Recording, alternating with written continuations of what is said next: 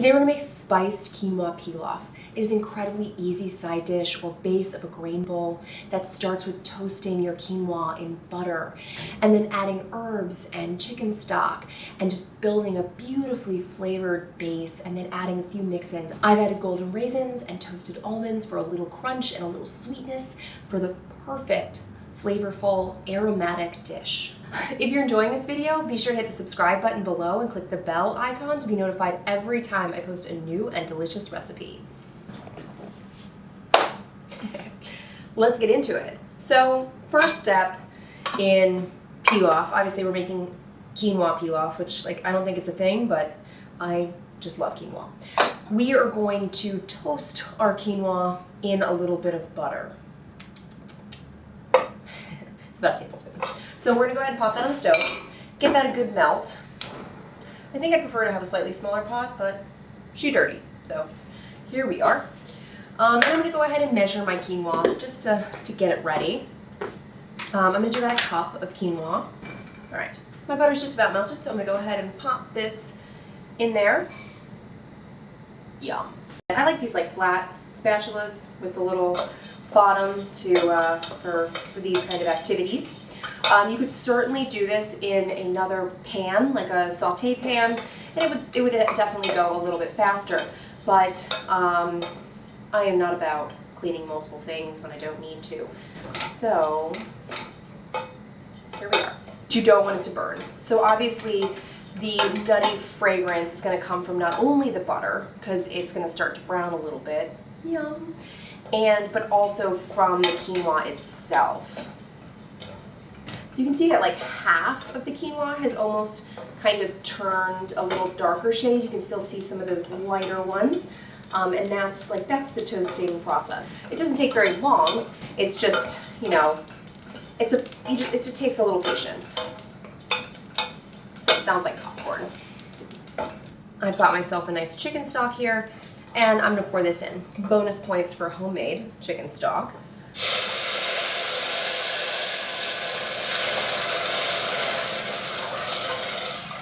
Okay. All right, so now we've added our stock. And then we're going to add some spices. You can add whatever spice you like, but it's definitely, you want to kind of flavor the grain. We're building layers of flavor. Now, if your stock doesn't have salt in it, you might want to add a little pinch of salt. It's just better to cook the salt with the grain as opposed to trying to add it afterwards. So I've got myself a bay leaf. You could use fresh or dried. And then a cinnamon stick, which I'm going to break. And then I've got cardamom, which is my favorite thing on earth. Just take a moment with it. Yeah.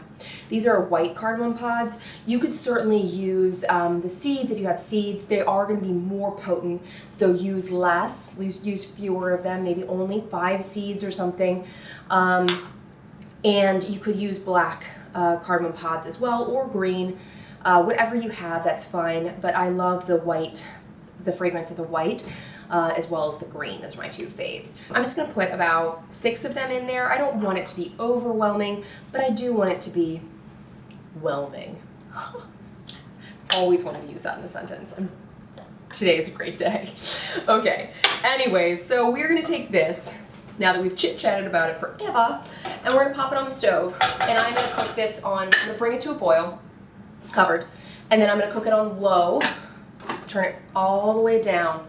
You want it to simmer low and slow. And quinoa cooks pretty fast, which is why I love her. And so probably in about 10 minutes, especially since we already kind of heated everything a little bit, it's gonna go a little faster. And so I'm gonna toast my almonds, and I'm gonna just stare at my golden raisins, probably eat a few in preparation, just to make sure. And once she's done, I'll let you know. All right, it's been about 10 minutes, and you can see, oh, the fragrance. Wow, it just oh, it's so warming, it's so beautiful. Now you can see in here, I usually kind of check it, make sure that there's no water in the bottom there, and so when you see you want more water, you can go ahead and turn it off, and then we're gonna fluff it with our fork, like so. We are going to pull out those whole spices So you kind of want to remember how many you put in there just to make sure that you get them all on the way out. My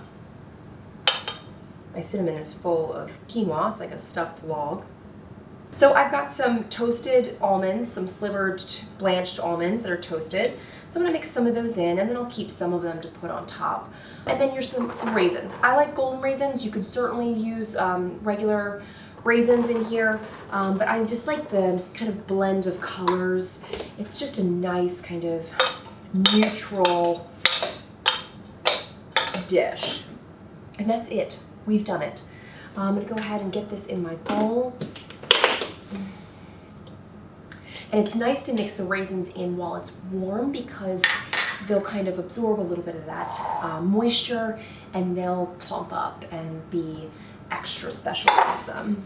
So go ahead and get this into your favorite dish.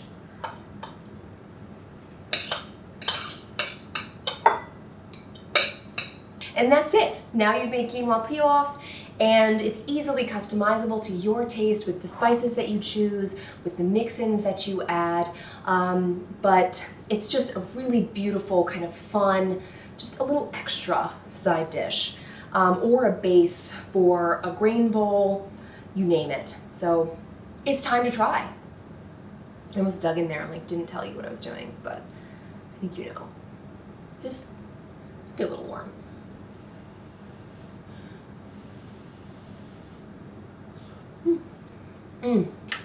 I had a nice crunch of the almond, that soft sweetness from the golden raisin, and then that fragrant kind of spiced quinoa that's been toasted. You get like a little nuttiness from the toastiness of the butter and the quinoa, and it's just like a really beautiful aromatic dish.